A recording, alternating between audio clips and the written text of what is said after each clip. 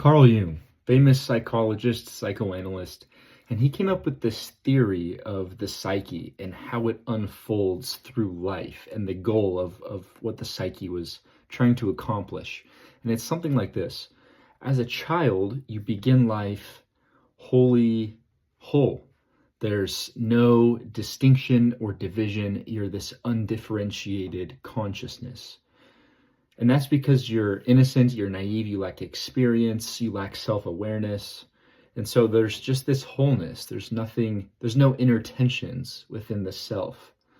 But as we age and gain experience and learn what social norms are, learn what expectations are, learn what's acceptable and what's wrong, then our consciousness fragments, it splits, which is necessary to develop identity and individuality.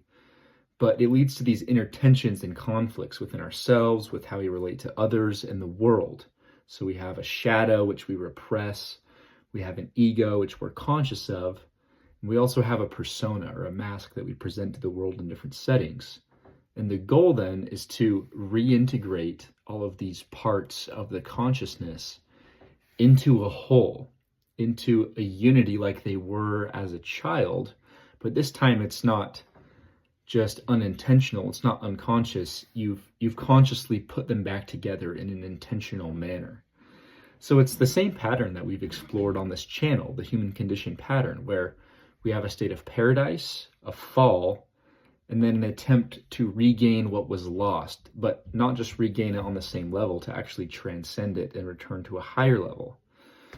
So what we see is a state of innocence, this childlike naivety, where there's no distinction in consciousness, there's no inner tensions. But as we become aware and awake, like Adam and Eve's eyes, they're opened and they see all these different conflicts and inner tensions with themselves and the world.